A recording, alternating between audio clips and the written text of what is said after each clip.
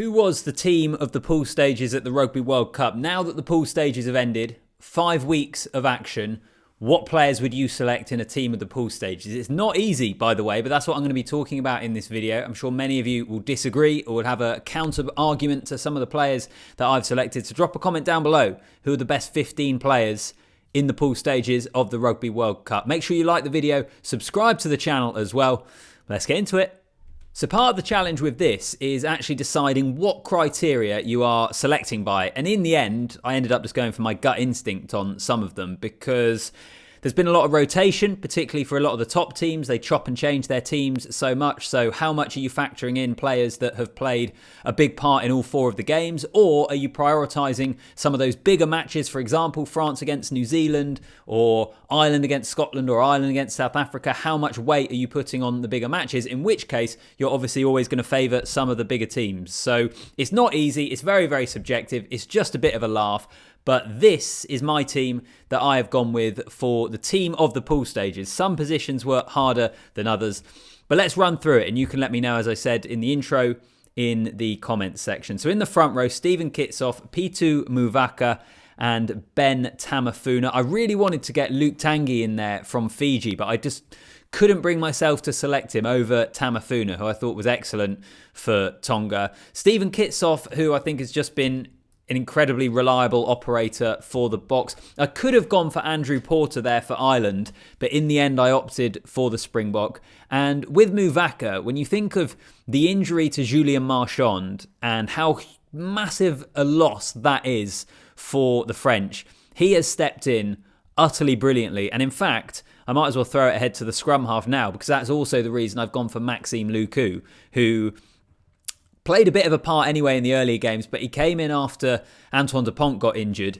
And I think there was France just still rolled through their games. Now, the thing you can throw at me there, obviously, is their opposition wasn't of the highest quality, which I think is fair. Even talking about it now, I'm thinking, should I have gone for Gibson Park? Should I have gone for Faf de Klerk? Maybe. I know Cobus Reinach was brilliant, but in particular, he was brilliant when South Africa rotated their squad. So that's kind of what I mean, where I find it quite difficult in some of those positions when guys haven't played in all of the games, when some players have been selected to play against the weaker opponents. Should you count that against them?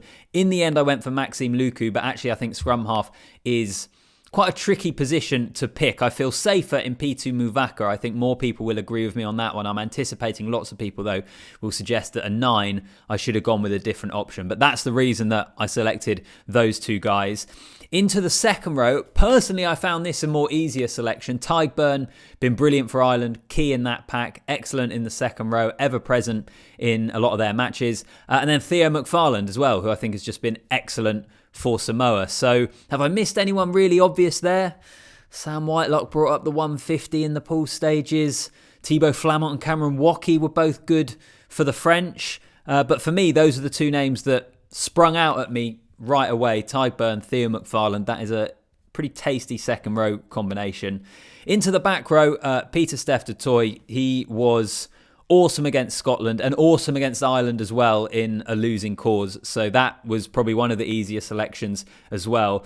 I ended up putting Ardie Savea at 7 and Gregory Aldrit at number 8. Now, I really, really wanted to get Nicolas Martins from Portugal into my team because he was awesome on the open side. But when I was looking at it, originally I had Martins at 7, Ardie Savea at 8, but I just felt like Aldrit needed to be in there, in particular because of his performance against the All Blacks on opening night.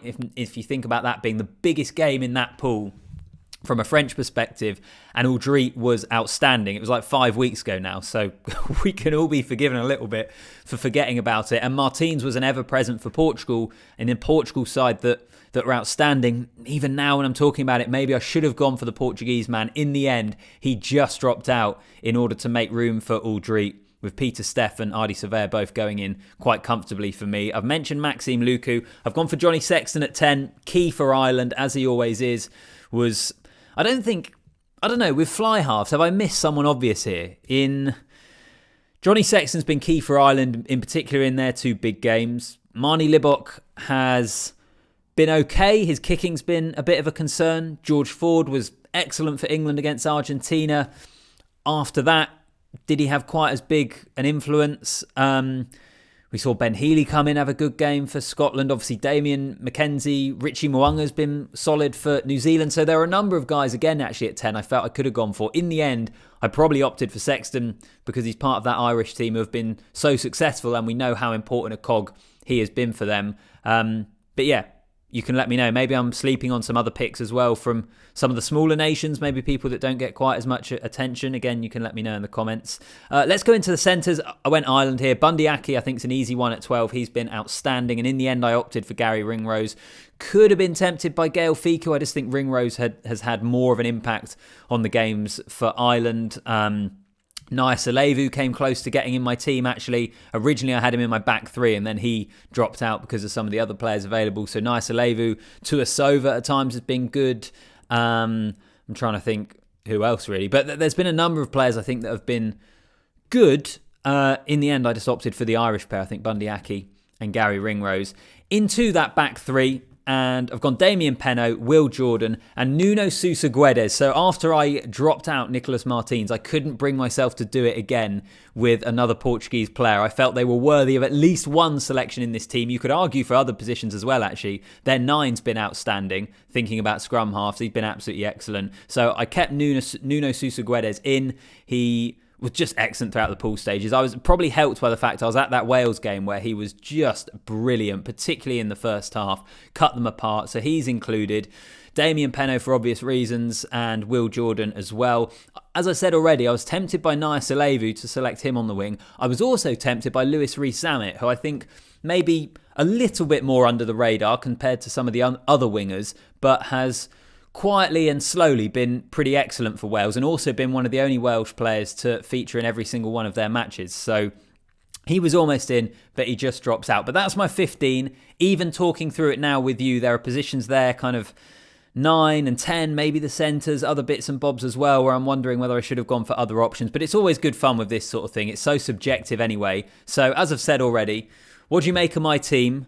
Who would you select instead? What would your 15 look like? Brilliant pool stages. I've tried to be fair to every team. Maybe I have been, I think maybe I've sold Portugal short, actually. But then you look at it and they did only win one game, but compared to what they're expected to do, I don't know. The criteria is up to you, I suppose, is probably the lesson from this. It's up to you what criteria you want to select. So I look forward to reading your comments. Also, do make sure you're subscribed. Obviously, quarterfinals, semi-final, final, going to be making sure that I try and do content as regularly as possible. I'll be out in Paris for quarterfinals, semi-final and final as well. So we'll do lots of stuff on the ground out in the French capital as well. I cannot wait for this weekend. It's going to be so good, particularly those two games at the Stade de France. So yeah, make sure you're subscribed, like the video as well, and I'll see you in the next one.